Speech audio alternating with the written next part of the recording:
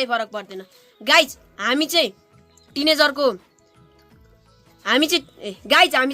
हौं हैन अनि टिनेजर भए तापनि हामीले ठुलो मान्छेको अभिनय गरेका छौं हैन अब त्यो चाहिँ सिरियसली नलिनु होला जस्ट फर इन्टरटेनमेन्ट है त अनि सुन्नुस् न गाइजहरु म चाहिँ यो भिडियोमा के 20 वर्षको भए के 20 वर्ष भने पनि 21 वर्षको भए अनि यो राजु चाहिँ कति वर्षको भयो 23 वर्षको भयो अनि सुन्नुस् न यो भिडियोको मेन पार्ट भनेको चाहिँ नि मेरो बिहे हुँदैछ अब सबैजनाले यो भिडियो नकटाइकन हेर्दिनु होला है बुझ्यौ नि ल अब गाइजहरुलाई पनि कति बोर गर्नु हैन अब भिडियो हेरिहाल्नुहुन्छ तर कटाउन चाहिँ नकटाउने अब चाहिँ भिडियो स्टार्ट पनि भयो सुरु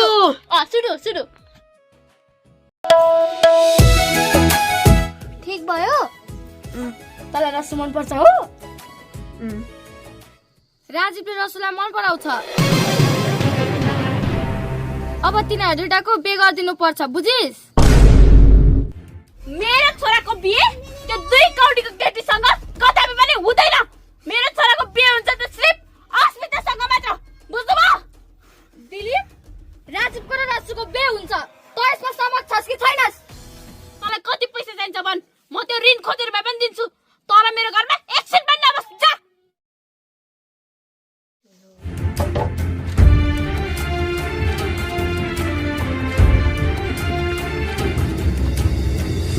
दिदी कान खोलेर सुन्नु म आज तपाईलाई एउटा कुरा भन्छु के कुरा लु भन म कान खोलेर सुन्छु लु भन त तपाई मेरो पारिवारिक मामलामा हस्तक्षेप नगर्नु राजीव मेरो छोरा हो म राजीवको जोसुकैसँग बिहे गर्दिम तपाईलाई के को खस छ मेरो छोरा छोरी माथि कुनै पनि किसिमको हक जमाउने प्रयास नगर्नु मनिता तिमी कति बोलेको दिदी सरी है यसको दिमाग ठिक ठाउँमा छैन यो पागल भइसकी को पागल कसको दिमाग ठिक ठाउँमा छैन चुप लाग्यो तिमी चुप हिँड आऊ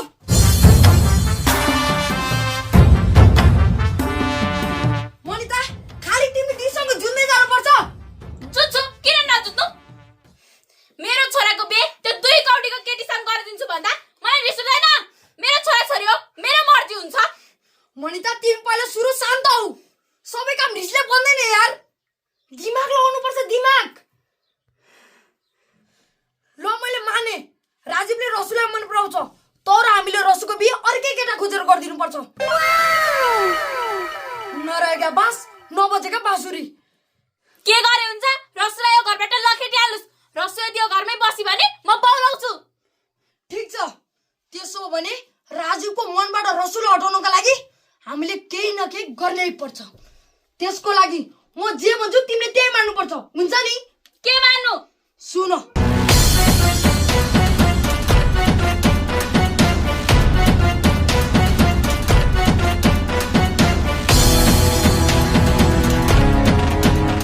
अब त बुझ्यौ नि यार बुझे अब तिमी शान्त बस हामीले अब बिस्तारै मिलेर खेल खेल्नु पर्छ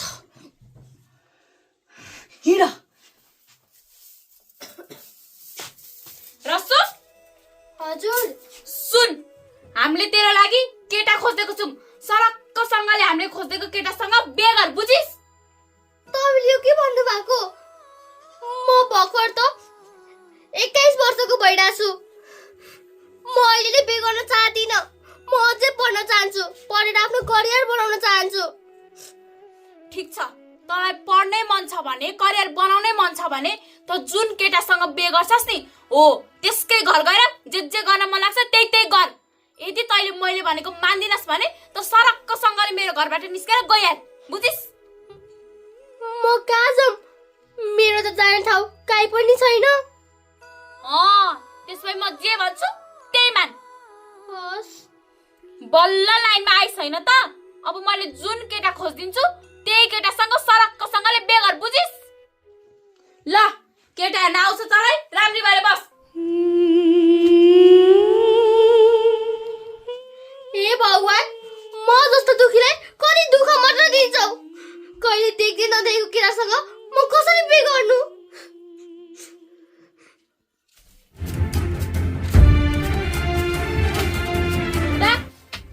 रसुको लागि केटा खोज्नुस् म मैले त्यसलाई भनिसके, त्यसले मानि पनि सके बिहे गर्न। मैले पनि केटा खोजिसकेँ। केटो चाहिँ अलि लाटो लठेप्रो बोल्नु नसुने पागल जस्तै छ क्या। ए बाल त हामीलाई जस्तो सुकै होस्, पागल होस्, लठ्याङ्ग्रो होस्, हामीलाई केही नै छैन। तर त्यो रसुलाई चाहिँ छिटोभन्दा छिटो घरबाट लखेटिहाल्नुहोस्, नत्र भए हाम्रो छोरा त्यसको मायामा पर्छ अनि हामी के त्यो 2 कौडीको केटीलाई बुहारी बनाउने? छ्या, देख के रिस उठ्छ। जान छिटो केटालाई बोलाइहाल्नु। ल ल ल म केटालाई बोलाइहाल्छु। ल है त्यो कुर्दै गर है।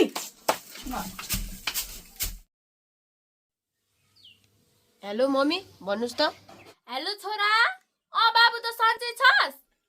हामी नि सन्चै छौँ। अनि सुन्न, रसुको बिहे हुन आँटेको थियो त नआउने, आइज न। रसुको बिहे? तर मम्मी अचानक कसरी? अब के भन्नु छोरा, त्यसको अलरेडी बोयफ्रेन्ड रहेछ। मेरो बिहे गरिदिनु भनी आफैले, अनि हामीले ल नि त बिहे गरिदिउँ न त भनेर बिहे गरिदिन आँट्या। ल आइज है। ल ल ल।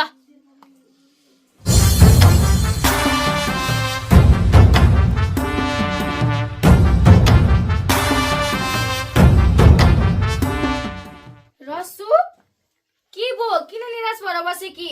फुपू हेर्नु न फुपू, मेरो बिहे गरिदिने कुरा भइरहेछ। कि बिहे गर नत्र यो घर छोडेर जा भनिराख्नु भएको छ। तर म बिहे गर्न नै चाहदिनँ फुपू। त चिन्ता नलि रसु, जे हुन्छ राम्रैकै लागि हुन्छ। तेरो किस्मत भगवानले राम्रै लेखेको छ। नाइ फुपू, तर म अहिले बिहे गर्न चाहदिनँ। म पढ्न चाहन्छु, पढेर आफ्नो फ्युचर बनाउन चाहन्छु। म बिहे गर्न चाहदिनँ फुपू, प्लिज। त बिहे गर्न चाहदिनस् नि होइन? त्यसो भए त चिन्ता नलि, त यहाँ बस्दै गर रसु, म दिलीपसँग कुरा गर्छु। हस्।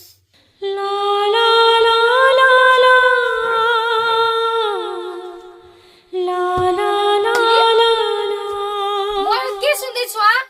रसुको बिहे गरिदिने रे? हो दिदी, अब हामीले रसुको बिहे गरिदिनै पर्छ। अब रसु पनि ठुली भइहाली क्या रे। अब एक न एक दिन उसको बिहे गरिदिनै पर्छ। त्यसैले दिदी हामीले त उसको बिहे गरिदिने निर्णय गरौँ। रसुले बिहे गर्न मानेकै छैन, यसरी तिमीहरूले कर गरेर हुन्छ? हामी अब कसैलाई सित्तैमा भात खुवाएर राख्न सक्दैनौँ दिदी। कसैको मन्जुरी बिना यसरी जबरजस्ती बिहे गरिदिनु अपराध हो। यदि तपाईँलाई अपराध लाग्छ भने त्यसले जहाँ लिएर जान्छ त्यहाँ लिएर जानु न त। मनिता तिमी चुप लाग, धेर नबोल। हेर्नु न दिदी, केटा खानदानी छ, पढे लेखेको छ, सुख पाउँछ हाम्रो रसुले। त्यसैले दिदी रसुको बिहे गरिदिउँ न। ए भनेपछि त पनि बुढीकै कुरा सुन्न थालिस् होइन? त्यसो होइन क्या दिदी। के त्यसो होइन? रसुको बिहे जसरी भए पनि त्यही केटासँग हुन्छ। कसरी हुन्छ? त्यो छिटो केटालाई बोला है। दिमाग खराब। ल ल तिमी जाऊ। फोन गरेर बोलाएर केटालाई। के गर्ने क्या? यो कस्तो भयो र यार। अनि घरमा गाई बस्तु बाख्रा पालेपछि फोन नभएर के हुन्छ त? डोरी ले न, डोरी के राको? डोरी नै छैन। के बारा एक्लै गर्नु पर्यो न, सघाउँछ। सघाउँछु न। के अरे ले न त अनि। अनि यो चुर लिएर न। अनि अर्को डोरी किन ल्याउनु त? जतिखेर न्यु माटे खोज्छ। हेर यसो मसँग न्युनु खोज। मम्मी बाबा अरे अरे छोरा छोरा साइस आए नि मम्मी बाबा। छोरा पहिला पहिला बोलाउँदाखेरि त आउँदैन थिइस्, के हो अचेल त बोलाउनु बित्तिकै आइस् त। तिमी पनि अनि घरमा बुहारी छ त आइहाल्छ नि। दिदी, ए दिदी, दिदी हजुर यता आउनुहोस् त, को आएको छ हेर्नुहोस् त। ए बडा केटो पो आएछ त। राजीव दाइस आए नि फुपू। अब म तपाईँहरूलाई छोडेर काहीँ पनि जाँदिनँ। रसु तिम्रो त बिहे हुने कुरा रहेछ, खुसी त छौ नि? रसु जा, मेरो छोरा थाकेर आएको छ, पानी लिएर आइज, नास्ता पनि रेडी गर। हस्। कस्तो मच्छर लाग्यो, हामी पनि माथि जाउँ। ल ल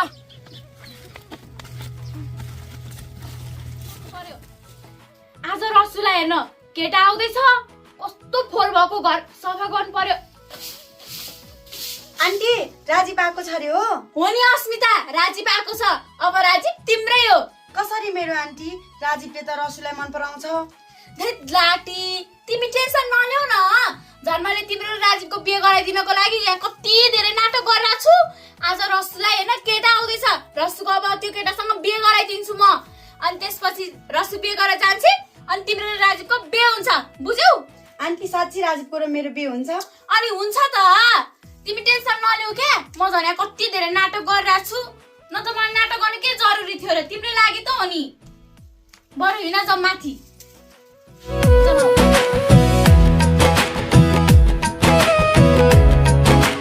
आन्टी मलाई कस्तो सु लागिरहेछ, म सु गरेर आउँछु ल।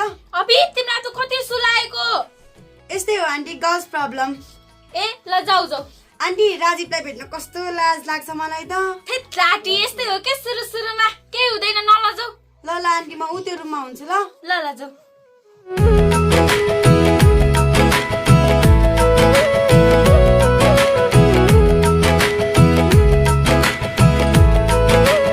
छोरा के हो आज तँलाई निराश निराश देख्छु त। केही पनि होइन मम्मी। साँच्ची मम्मी, अस्मिता खोइ त? ए अस्मिता, त्यो अस्मिता तसँग बोल्न कस्तो लजाइरहेको थियो भनेको। जा न गएर बोल, भेट, उतै रुममै होली। ल ल ल जा जा।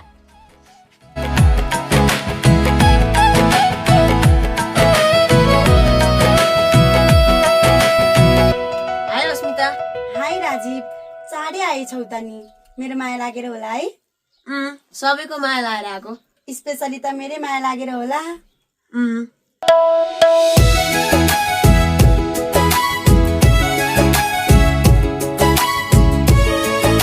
ओइ के हेरेको? तिमीलाई हेरेको। छ्या, नहेर हौ, मलाई त लाज लाग्छ।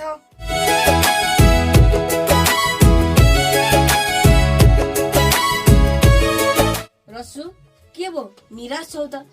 इ ल, मैले तिम्रो लागि लुगा ल्याइदिएको छु। मलाई चाहिँदैन, तपाईँ आफै राख्नुहोस् यो लुगा। लगाउ न रसु, मैले तिम्रो लागि त ल्याइदिएको हो। नाइ म लगाउँदिनँ। प्लिज रसु, त्यसो नभन न। इ लो, लुगा लगाऊ। लाज गर्नु पर्दैन, तिम्रो लागि त ल्याइदिएको हो।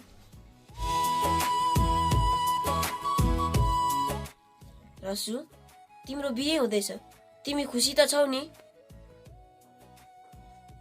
रसु, पहिला तिमीले पढेर लेखेर आफ्नो खुट्टामा उभिएर मात्र बिहे गरेको भए हुन्थ्यो नि।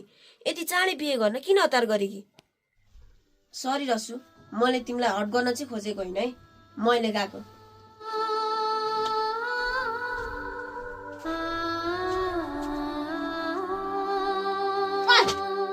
तँलाई मेरो छोराले के दिएको खै त रे?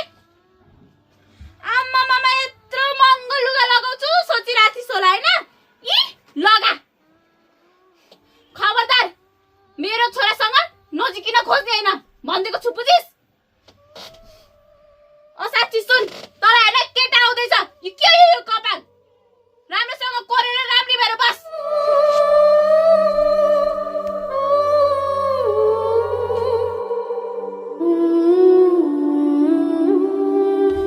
फुपू फुपू, म यो बिहे गर्न चाहदिनँ। प्लिज यो बिहे रोकिदिनुहोस्।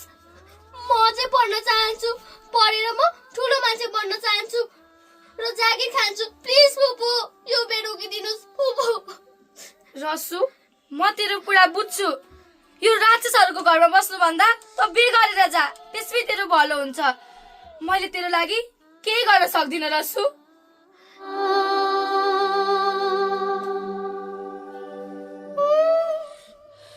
भनेपछि रसुको बे जबरजस्ती हुन खोजिरहेको छैन।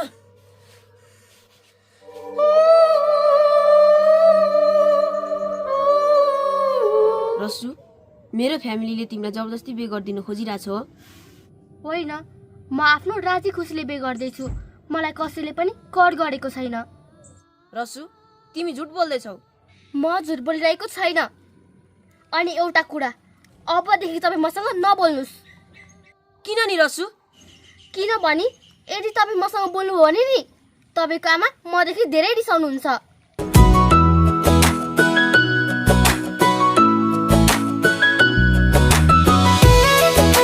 के ल्याएछ छोराले?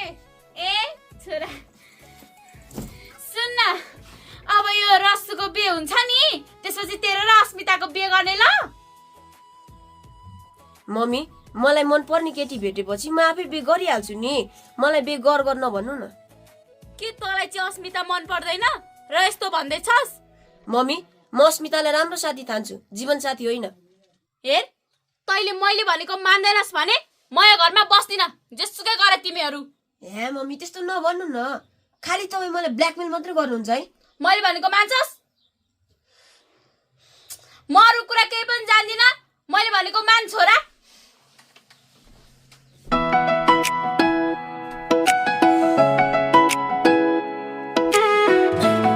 तँलाई मैले फोन चलाएर बस भनेको कि रेडी भएर बस भनेको? गति हेर, छ्या छ्या छ्या छ्या, जस्तो थियो त्यस्तै छ कपाल हेर। ल नयाँ लुगा ल्याइदिएको छु, रेडी भएर राम्रै भएर बस, कपाल सपाल कोरेर। माइजू प्लिज म बे गर्न चाहदिन। के रे? के भनिस्? मैले तँलाई के भनेको थिएँ? यदि त मैले भनेको मान्दिनस् भने मेरो घरबाट निस्केर गइहाल त, जा। बुहारी यो तिमीले के गरेको? रसु बे गर्दिन भन्दैछ त किन कल गर्छौ?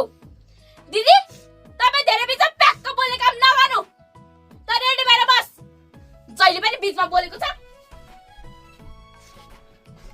दिदी बाहिर पाहुना आइसक्यो रसुलाई हेर्नको लागि। रसु तिमीले के गरेको? लुगा लाउनु पर्दैन भने लुगा लाएर चिटिक्क बन न। दिदी उसको कपालसम्म गरेर उसलाई रेडी पार्नु त, छिटो पार है रेडी। दिदी ढिला नगर्नु है, बाहिर आउनु छिटो। रसु अब त बे गर, मैले तेरो लागि के गर्न सकिन। मैले जति भन्दा पनि यिनीहरूले मान्दैनन्। फुपू यदि तपाईँ पनि मलाई बे गर भन्नुहुन्छ भने म बे गर्न तयार छु। बे गरेर सदाभरको लागि यो घरबाट बिदाई लिन्छु।